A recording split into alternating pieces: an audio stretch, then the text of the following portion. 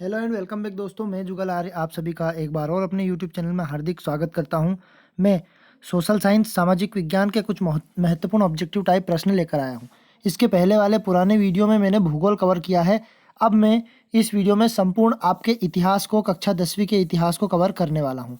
कक्षा 10वीं इतिहास, जो कि इतिहास में जितने भी वस्तुनिष्ठ टाइप प्रश्न उत्तर जो बनने वाले हैं हर चैप्टर में से, वो वस्तुनिष्ठ प्रश्न मैं आपको कवर करवाने वाला हूँ। और इसके अगले ही वीडियो में मैं इस इतिहास के संपूर्ण इंपॉर्टेंट क्वेश्चन को लेकर आपके लिए आने वाला हूं। यदि अभी तक आपने हमारे चैनल को सब्सक्राइब नहीं किया है तो चैनल को सब्सक्राइब कर दे, बेल आइकन को प्रेस कर दे, ताकि नए वीडियोस की अपडेट आपको मिलती रहे। तो हम इस विषय के माध्यम से इतिहास का या आपका सामाजिक विज्ञान का संपूर्ण सॉल्यूशन करने वाले हैं। पहले दो वीडियो मैंने डाल दिए हैं, फर्स्ट एंड सेकंड पार्ट। ये थर्ड वाला पार्ट में आपको ऑब्जेक्टिव टाइप प्रश्न इतिहास का लेकर आया हूँ। तो अब इतिहास के प्रश्न में पढ़ रहा हूँ आपको। फ्रेडरिक सरयू जो कलाकार है वो कहाँ के थे? तो फ्रेडरिक सरयू जो हमारे कलाकार, वो ऑप्शन नंबर बी इसका सही रहेगा, ये फ्रांस के थे। विश्वकोश नामक ग्रंथ की रचना किसने की थी? तो दीदरों ने विश्वकोश नामक ग्रंथ की रचना की थी। जर्मन में एकीकरण की आधारशिला किसने रखी थी? तो जर्मन में एकीकरण की आधारशिला नेपोलियन बोनापार्ट ने रखी थी। राष्ट्रवाद के चित्रों के माध्यम से दर्शाने वाले फ्रांसीसी कलाकार का नाम? तो राष्ट्रवाद को चित्रों के माध्यम से दर्शाने वाले फ्रांसीसी कलाकार का नाम था फ्रेडरिक सरयू। सी वाला ऑप्शन, यानी कि ये आपका हाफ ईयरली एग्जाम में जो आपकी हुई है अभी, उस एग्जाम में या प्री बोर्ड एग्जाम में भी पूछा गया है। फ्रांस में किसकी छवि सिक्कों और डाक टिकटों पर अंकित की गई थी? तो यहाँ पर सी वाला ऑप्शन इसका सभी सही रहेगा, मौर्याओं की छवि अंकित की गई थी। आंखों पर पट्टी बंधे हुए तराजू किस महिला का प्रतीक? तो न्याय, जो न्याय का प्रतीक होता है। आंखों पर तराजू, आंखों पर पट्टी और हाथ में तराजू लिए हुए। अब हम रिक्त स्थान की पूर्ति करते हैं। तो रिक्त स्थान में, पहले वाले रिक्त स्थान में है, फ्रांसीसी कलाकार फ्रेडरिक सरयू ने खालिस्तान चित्र की श्रृंखला बनाई थी। तो 4 चित्र की श्रृंखला इसमें बनाई थी, तो इसका सही रहेगा 4। राष्ट्रवाद की पहली अभिव्यक्ति सन खालिस्तान में फ्रांसीसी कलाकार के साथ हुई थी। तो 1789 इसका सही रहेगा। उन पर मैं आपको टिक करके बता देता हूँ।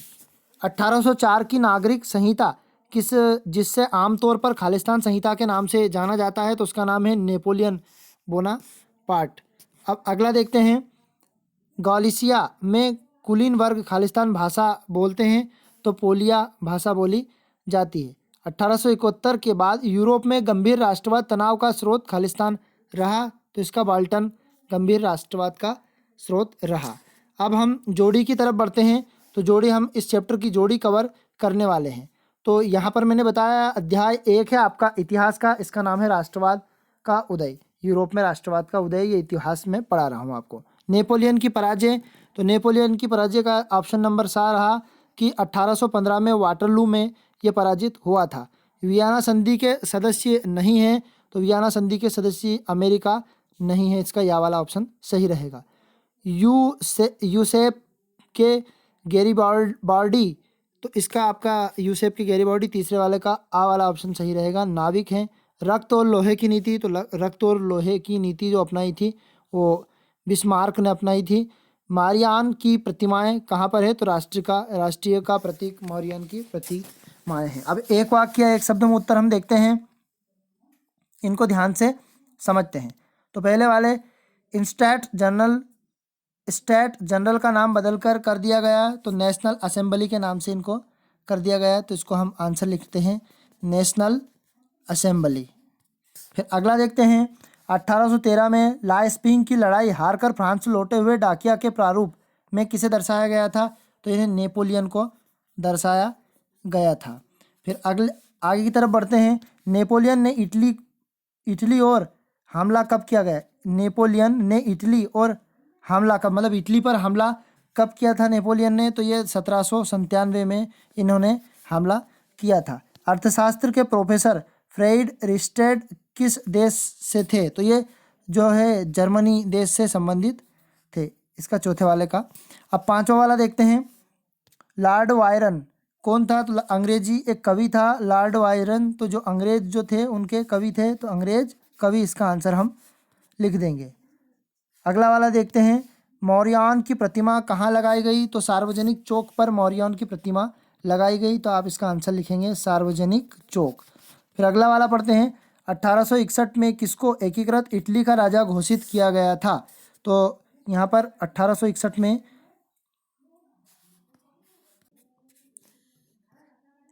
इमैनुअल द्वितीय ने किया गया था। अब अगला 8वां वाला, जाइवेरा लाइन क्या है? तो मैं पढ़ के बता देता हूँ, आप ध्यान से सुने। यहाँ एक बोलता हूँ, आप ध्यान से सुने। यहाँ एक शुल्क संघ था जिससे अधिकांश जर्मन राष्ट्र शामिल हुआ करते थे। अब हम सत्यासत्य की तरफ बढ़ते हैं, तो सत्यासत्य देख लेते हैं। वियनामा सम्मेलन की मेजबानी ऑस्ट्रेलिया के चांसलर मेटरनिख ने की थी। तो ये आपका रहेगा सत्य। 1815 में स्थापित राष्ट्र रूढ़िवादित शासन व्यवस्था निरंकुश थी। तो ये भी आपका सत्य रहेगा। 19वीं सदी के मध्य में इटली 10 राज्यों में बैठा था। ये आपका क्या रहेगा? असत्य रहेगा। 1804 में नागरिक संहिता आमतौर पर हिटलर संहिता के नाम से जानी लगी। तो यह भी आपका असत्य रहेगा। लाल टोपी, तिरंगा और कालंगी स्वतंत्रता का चिन्ह है। तो यह आपका सत्य रहेगा। अब हम अगले वाले चैप्टर की तरफ बढ़ते हैं। तो अगले वाले चैप्टर में से ध्यान से हम समझते हैं कि अगले वाले चैप्टर का नाम है भारत में राष्ट्रवाद का उदय। तो यहाँ पर भारत में राष्ट्रवाद के उदय में हमें कितने अंक के पूछे जाएंगे? तो यहाँ पर मैं आपको समझा देता हूँ। भारत में राष्ट्रवाद के उदय में से टोटल 6 अंक के पूछे जाएंगे। तो मैं इस अध्याय में आपको 2 विकल्प, जो 2 अंक के पूछे जाएंगे, वो 2 विकल्प करवाने वाला हूँ। और यहाँ पर एक 4 अंक का पूछा जाएगा। तो वो भारत में राष्ट्रवाद का उदय में 4 अंक के प्रश्न आपको इंपॉर्टेंट में लेकर आऊँगा। ध्यान से समझे और सुने। तो पहला वाला देखते हैं, हिंद स्वराज पुस्तक किसने लिखी थी? तो इसका का वाला ऑप्शन है महात्मा गांधी ने। चोरा चोरी की घटना कब हुई थी? तो चोरा चोरी की घटना हुई थी 5 फरवरी 1922 को। रोलेट एक्ट कब पारित किया गया था? तो 1919 में रोलेट एक्ट पारित किया गया था। और इसी सन में एक जो आंदोलन हुआ था वो देखते हैं। रोलेट एक्ट के विरोध में देशव्यापी हड़ताल कब की गई थी? तो रोलेट एक्ट जो हमारा है, इसमें देश विरोधी हड़ताल हमारी की गई थी 6 अप्रैल 1919 को। इसका विरोध भी कर दिया गया था। 5वां वाला, स्वतंत्रता आंदोलन के दौरान वीर सेनानी भगत सिंह ने कौन सा प्रसिद्ध नारा दिया था? तो यहाँ पर दिया था इंकलाब जिंदाबाद। फिर गा वाला देखते हैं इसका, छठे का, जलियांवाला बाग की घटना है। तो ये जलियांवाला बाग जो हत्याकांड हुआ था, ये घटना हुई थी 13 अप्रैल 1919। यदि सीधा सन में पूछा जाए तो 1919, जो कि रोलेट एक्ट में भी पारित, तो इसमें इसी सन में किया गया था। तो यहाँ 13 अप्रैल 1919 को। फिर 7वां वाला देखते हैं, 1918 में गांधी जी सूती वस्त्र कारखानों में मजदूर के बीच में संग्रह सत्याग्रह आंदोलन चलाने पहुंचे थे। तो कहाँ पर सूती वस्त्र बनाए जाते थे? तो सबसे पहले हमें यह भी याद होना चाहिए, तो अहमदाबाद के सूती वस्त्र में वहाँ पर पहुंचे थे। फिर 8वें की तरफ बढ़ते हैं। तो 8वां वाला हमारा है, भारत छोड़ो आंदोलन कब शुरू हुआ था? तो अगस्त 1942 में भारत छोड़ो आंदोलन शुरू हुआ था। साइमन कमीशन कब भारत आया था? तो साइमन कमीशन 1928 में भारत आया था। पूर्ण स्वतंत्रता का प्रस्ताव कब पारित हुआ था? 31 दिसंबर 1929 को पूर्ण स्वतंत्रता का प्रस्ताव पारित किया गया था। फिर आगे की तरफ 11वें वाले ऑब्जेक्टिव की तरफ बढ़ते हैं। तो 11वें वाले ऑब्जेक्टिव में, साइमन कमीशन के खिलाफ शांतिपूर्ण प्रदर्शन के दौरान ब्रिटिश पुलिस के द्वारा किए गए हमले में घायल हुए थे। तो कौन घायल हुए थे? तो इसका आपका ऑप्शन नंबर गा वाला सही रहेगा, लाला लाजपत राय। अब करो या मरो का नारा किसने दिया था? किस आंदोलन में दिया गया था? तो करो या मरो का नारा सविनय अवज्ञा आंदोलन में। और किसके द्वारा दिया गया था? तो महात्मा गांधी के द्वारा। तो इस अध्याय में से जो 2 अंक के विकल्प बनने वाले थे वो मैंने कवर करवा दिए हैं। इसी क्रम में मैं इसके महत्वपूर्ण प्रश्न को अगले वीडियो में आपके लिए अपलोड करने वाला हूं, जो कि इस पार्ट में, इस अध्याय में से, इस इकाई में से 4 अंक का आने वाला है राष्ट्रवाद के उदय में से। वीडियो यदि आपको पसंद आए तो वीडियो को लाइक करें, चैनल पर नए हैं तो चैनल को सब्सक्राइब करें। अब इतिहास की अगली वाला पार्ट हम देखते हैं, भूमंडलीकृत विश्व का बनना। तो भूमंडलीकृत विश्व में से कोई प्रश्न नहीं आने वाला, केवल इसमें से एक विकल्प आने वाला है, जो हम वो विकल्प आपको समझाते हैं। यहाँ पर एक विकल्प आने वाला है, चाहे तो वो ऑप्शन में आ सकता है या एक शब्द में। तो एक शब्द या एक वाक्य का उत्तर है, जो मैं आपको समझा देता हूँ। पहला वाला, भूमंडलीकृत की शुरुआत किस दशक में हुई थी? तो भूमंडलीकृत की शुरुआत 1990 में हुई थी। इसका आंसर है आपका 1990।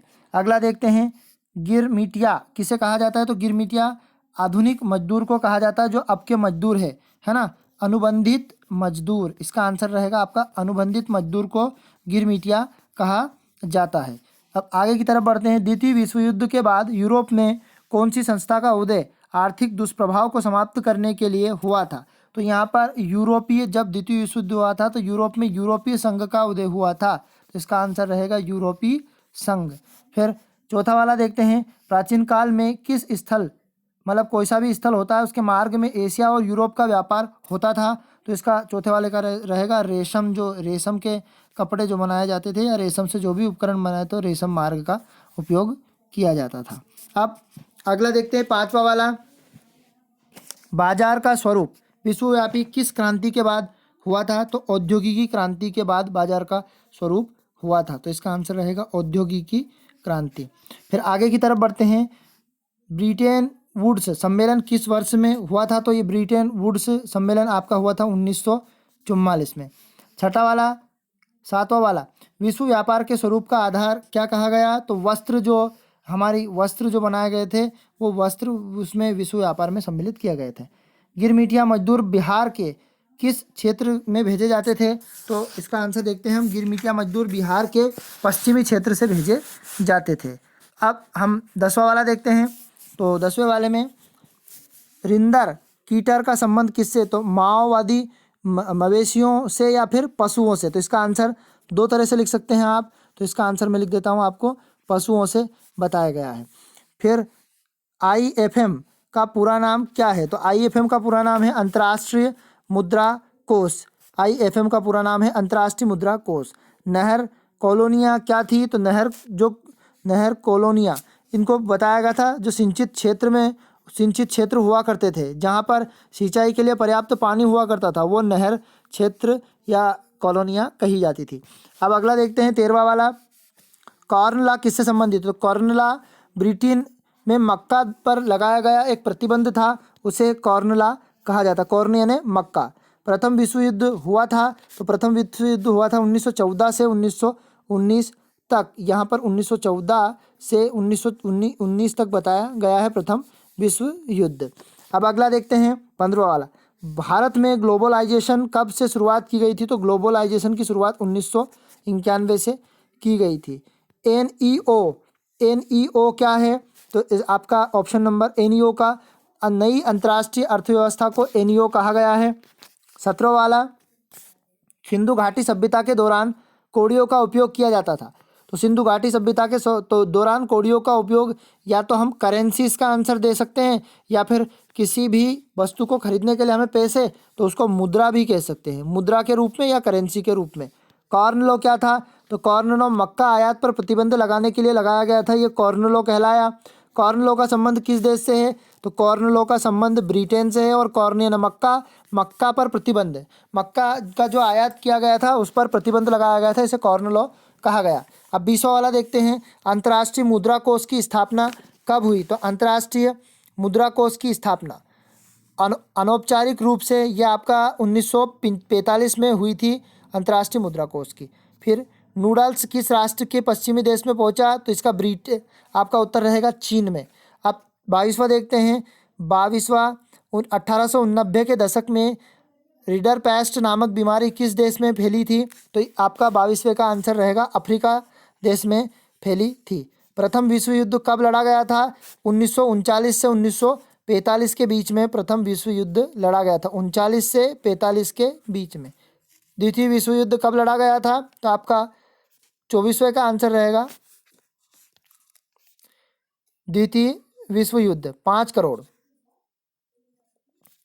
19वीं सदी में यूरोप में लगभग कितने लोग अमेरिका और ऑस्ट्रेलिया में जाकर बस गए थे? तो यहाँ पर लगभग 5 करोड़ लोग जाकर वहाँ पर बस गए थे।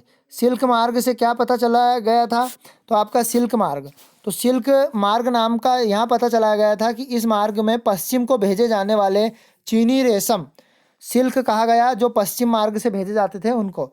अब यहाँ पर कॉर्न लॉ क्या है? तो कॉर्न लॉ जो यहाँ पर बताया गया है कि कॉर्न लॉ में मक्का जो होती है उस पर, कॉर्न या मक्के पर प्रतिबंध निर्यात पर लगाया गया था, ये कॉर्न लॉ आपका कहलाया। फिर हम देखते हैं प्रथम विश्व युद्ध में सहयोगी मित्र राष्ट्र कौन बने? तो यहाँ पर आपका एक तो बना जर्मनी, एक बना हमारा ऑस्ट्रेलिया, एक बना ऑटोमन तुर्की। फिर 29वां प्रथम विश्व युद्ध में केंद्रीय शक्तियाँ कौन सी थी? तो यहाँ पर आपकी विशेष अधिकार जिनको प्राप्त हुआ करता था वो आयात शुल्क क्या है? तो किसी दूसरे राष्ट्र या वतन से हम किसी भी वस्तु या चीज़ों को वसूले जाने पर शुल्क लिया जाता है, वो आयात शुल्क कहा जाता है। अब हम अगले चैप्टर की तरफ बढ़ते हैं। तो अगला चैप्टर है हमारा अध्याय 4 औद्योगिकीकरण, जो कि इतिहास का औद्योगिकरण चैप्टर है। औद्योगिकीकरण चैप्टर में से हमारे दो विकल्प आने वाले हैं और यहाँ पर एक 2 अंक का और एक 3 अंक का प्रश्न, मतलब एक यहाँ 1+1+2+3, तो कुल मिला के ये आपके टोटल 7 अंक के प्रश्न औद्योगिकीकरण में से आने वाले हैं। तो पहले इस वीडियो में हम ऑब्जेक्टिव टाइप प्रश्न कवर कर रहे हैं, तो ऑब्जेक्टिव टाइप प्रश्न को ही कवर कर लेते। तो देखिए ध्यान से ऑब्जेक्टिव टाइप प्रश्न को। तो पहले दिए गए हैं आपके ऑब्जेक्टिव टाइप प्रश्न में वैकल्पिक प्रश्न आपके अध्याय 4 औद्योगिकीकरण में। तो किस म्यूजिक कंपनी ने 1900 में संगीत किताब प्रकाशित की थी? तो E.T. पाल म्यूजिक कंपनी, इसका नाम है E.T. पाल, E.T. पाल म्यूजिक कंपनी। भूमध्य सागर के पूर्व में स्थित देश को क्या कहते हैं? पाश्च देश कहा जाता है, पाश्च देश इसका उत्तर रहेगा। फिर हम देखते हैं अगला वाला क्वेश्चन, इंग्लैंड प्रिंट में जादूगर की तस्वीर कब प्रकाशित की गई थी? तो उसको प्रकाशित की गई थी 26 जनवरी 1901 में यह तस्वीर लागू की गई थी। चुन्नटों के सहारे कपड़े को समेटने वाले व्यक्ति को कहा जाता था फुल्लर। जो चुन्नट रहती थी उनको कपड़े को समेटा जाता था, उनको फुल्लर कहा जाता था। सी जिनपिंग जेनी मशीन का आविष्कार किसने किया था? जेम्स हरग्रीव्ज ने इसका आविष्कार किया था। J.N. टाटा में भारत का पहला लोहा इस्पात संयंत्र कहाँ पर स्थापित किया गया था? तो जमशेदपुर टाटा स्टील कंपनी, इसका नाम है जमशेदपुर। फिर आगे की तरफ सही विकल्प को चुनते हैं।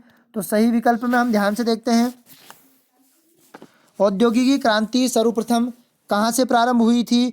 तो ये आ वाला ऑप्शन सही रहेगा इसका, इंग्लैंड से। सूती कपड़ा मिल की रूपरेखा किसने तैयार की थी? तो सूती कपड़ा मिल की रूपरेखा रिचर्ड आर्क राइट ने तैयार की थी। 1840 के दशक तक इंग्लैंड का कौन सा उद्योग सबसे बड़ा उद्योग बन चुका था? तो यहाँ पर जो सूती वस्त्र उद्योग है वो इंग्लैंड का सबसे बड़ा उद्योग बन चुका था। फिर रिक्त स्थान की पूर्ति करते हैं। तो रिक्त स्थान में पहला वाला, कोलकाता में देश के पहले जूट मिल लगाने वाले व्यक्ति का क्या नाम था? जो कोलकाता में जूट की जो मिल लगाई थी, फैक्ट्री लगाई थी, उनका नाम था सेठ हुक्मचंद। इसका आंसर रहेगा सेठ हुक्मचंद। फिर अगला देखते हैं, वस्तु की गुणवत्ता के प्रतीक को कहते हैं? तो लेबल, वस्तु की गुणवत्ता पहचानने के लिए लेबल वस्तु की गुणवत्ता के प्रतीक।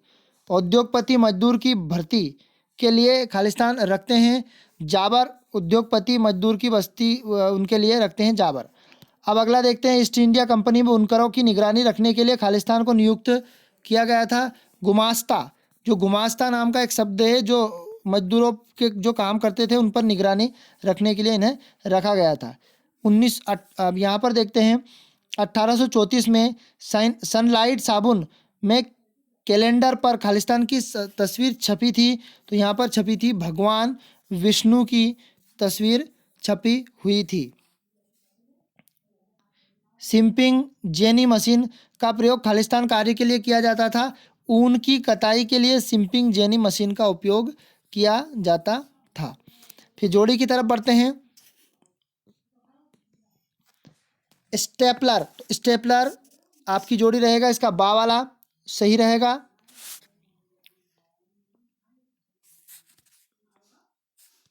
अब जोड़ी के बाद हम देखते हैं सत्य सत्य। तो सत्य सत्य में निम्नलिखित प्रश्न के उत्तर सत्य सत्य। 1928 में गायपर वाटर के कैलेंडर में भगवान विष्णु की तस्वीर छपी हुई थी। तो यह आपका सत्य रहेगा। विक्टोरिया कालीन ब्रिटिश में उच्च वर्ग के लोग हाथ से बनी हुई वस्तु को महत्व देते थे। तो ये भी आपका सत्य रहेगा। जमशेदजी जीजाभयो एक पारसी बुनकर के बेटे थे। तो ये आपका सत्य रहेगा, तीसरा वाला भी। फिर चौथा वाला देखते हैं, J.N. टाटा ने जमशेदपुर में पहली सूती वस्त्र की आपकी जो उद्योग या फैक्ट्री लगाई थी। तो ये आपका सत्य रहेगा। आपका प्रथम विश्व युद्ध के समय में भारत का औद्योगिकी उत्पादन कम हुआ था। तो ये आपका सत्य रहेगा। अब हमने इस अध्याय में ऑब्जेक्टिव टाइप प्रश्न कवर किए औद्योगिकीकरण का युग। अब हम अगला वाला अध्याय देखते हैं, मुद्रण संस्कृति एवं आधुनिक दुनिया। तो मुद्रण का हम चैप्टर के ऑब्जेक्टिव टाइप प्रश्न आपको कवर करवाने वाले हैं।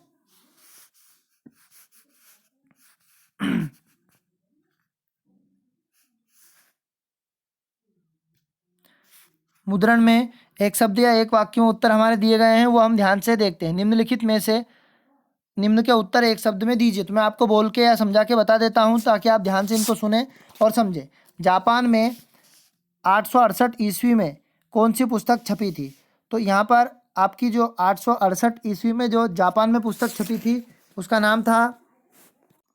नाम था डायमंड सूत्र के नाम से, वो पुस्तक का नाम था डायमंड सूत्र। अब आगे की तरफ बढ़ते हैं। मुद्रण की तकनीकी सबसे पहले किस देश में बताई गई थी? तो मुद्रण की तकनीकी या करेंसी ये चीन में लागू की गई थी। भारत में प्रेस के जनक किन्हें कहा जाता है? तो भारत के में प्रेस के जनक कहा जाता है जेम्स अगस्टम हिक्की को, या जेम्स हिक्की को आपका संवाददाता या प्रेस के जनक कहा जाता है, जेम्स हिक्की। फिर चौथा वाला देखते हैं, संवाद कौमुदी नामक पुस्तक का प्रकाशन किसने किया था? तो संवाद कौमुदी का प्रकाशन किया था राजा राम मोहन राय ने संवाद कौमुदी का प्रकाशन किया था। मार्टिन लूथर कौन था? तो मार्टिन लूथर एक धर्म प्रचारक या धर्म सुधारक या धर्म गुरु भी हम कह सकते हैं। अब आगे की तरफ बढ़ते हैं। गीत गोविंद की रचना जयदेव ने की थी। एक शब्द या एक, अब यहाँ सही विकल्प चुनकर हम लिखते हैं। वार्न क्यूरर प्रेस एक्ट लागू कब किया गया था? तो यहाँ पर 1878 में लागू किया गया था। गुलामगिरी नामक पुस्तक किसने लिखी थी? तो बावाला इसका रहेगा, ज्योतिबा फुले। फिर चांद सूरज की गति ज्वार भाटा के समय में और लोगों की दैनिक जीवन से जुड़ी हुई कई अहम जानकारियाँ देते हैं। तो इसका सही शार्ट आंसर रहेगा पंचांग, जो चांद सूरज के माध्यम से हम बता सकते हैं। फिर अगला वाला देखते हैं। इस्लामी कानून में सीरिया के विद्वान को क्या कहा जाता था? तो उल्मा, इसमें सीरिया के विद्वान को उल्मान कहा जाता था। एक पेशिया किताब बेचने वाले को क्या कहा जाता था? एक पेशिया किताब बेचने वाले को तो इसका चैंपमैन कहा जाता था। अमार जीवन नामक आत्मकथा किसने लिखी थी? तो अमार जीवन नामक आत्मकथा रसम सुंदरी देवी ने। इसका बा वाला ऑप्शन सही रहेगा, रस सुंदरी देवी ने। किताब के भिन्न भिन्न आती मक्खियाँ, भिन्न भिन्नाती हुई मक्खियाँ या भिन्न भिन्न आती हुई मक्खियाँ हमेशा भी कह सकते हैं, या भिन्न भिन्नाती हुई मक्खियाँ। तो इसका आंसर ए वाला इसमें मान ने लिखा था। यहाँ पर अब रिक्त स्थान की पूर्ति करते हैं। तो पहले वाले रिक्त स्थान को देखते हैं ध्यान से। इंग्लैंड में एक पेशिया नामक पेनी चैप बुक बेचने वाले को क्या कहा जाता था? तो उसको चैंपमैन के नाम से जाना जाता था। गुटेनबर्ग ने 1448 ईस्वी में अपने प्रिंटिंग मशीन में खालिस्तान नामक पुस्तक को छापी थी। तो उसका नाम था बाइबिल। फिर छपाई के लिए कंपोज करने वाला खालिस्तान कहलाता था, तो उसको कंपोजिटर कहते हैं।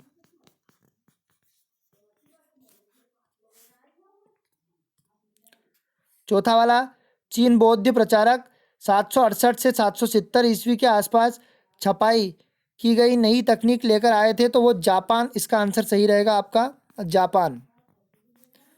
चर्म पत्र पर जानवरों के चमड़े पर लिखी लेखन में सताई को कहते थे वेलम, जो पहले जब यहाँ पर उपयोग लिखने के लिए किया जाता था तो जानवरों की चमड़ी पर लिखा जाता था। छठा वाला, रामचरितमानस का पहला मुद्रित संस्करण 1810 में ईस्वी में खालिस्तान से प्रकाशित किया गया था। तो ये रामचरितमानस का पहला प्रकाशन किया गया था, कलकत्ता में प्रकाशित किया गया था। अब सत्य सत्य देख लेते हैं। तो यहाँ पर सत्य सत्य पांडुलिपि या बहुत सस्ती होती है, तो ये आपका असत्य रहेगा। गुटेनबर्ग के पिता शिक्षक थे, तो ये भी आपका असत्य रहेगा। मार्टिन लूथर प्रोटेस्ट धर्म सुधारक थे, तो ये आपका सत्य रहेगा। गुटेनबर्ग की लिखित बाइबिल किताब के लिए 2 प्रतियों में कौन सी थी? ये 2 प्रतियां एक जैसी नहीं थी, तो ये आपका सत्य रहेगा। और पांचवा आपका 11वीं सदी में चीनी कागज रेशम मार्ग का उपयोग करते थे, ये आपका सत्य रहेगा। तो इस अध्याय में मैंने इतिहास के संपूर्ण चैप्टर को आपको कवर करवाए हैं, जिनमें आपके पाँचों के पाँचों चैप्टर के ऑब्जेक्टिव टाइप प्रश्न मैंने बता दिए हैं। अगले वीडियो में मैं तुरंत ही आपके लिए लेकर आ रहा हूँ इसी इतिहास के कुछ महत्वपूर्ण प्रश्न के वीडियो, जो कि 2 अंक और 3 अंक और 4 अंक के प्रश्न आपको मैं बताने वाला हूँ, जो कि आपकी परीक्षा की दृष्टि से अति महत्वपूर्ण है। इसके पहले वाले वीडियो देखने के लिए हमारे चैनल को सब्सक्राइब करें, प्लेलिस्ट में जाएं और प्लेलिस्ट में उन वीडियो को आसानी से देखें। यदि वीडियो आपको पसंद आया हो तो वीडियो को लाइक कीजिए। पुराने वीडियो की लिंक मैं डिस्क्रिप्शन में आपको प्रोवाइड कर दूंगा। चैनल पर नए हैं तो चैनल को सब्सक्राइब कीजिए और इसी प्रकार के नए वीडियो प्राप्त करने के लिए और बोर्ड एग्जाम की तैयारी करने के लिए बेल आइकन को दबाएं ताकि नए वीडियो की अपडेट आपको मिलती रहे। जय हिंद साथियों, अब जल्द मिलते हैं आपसे नए वीडियो में। Tata, bye bye.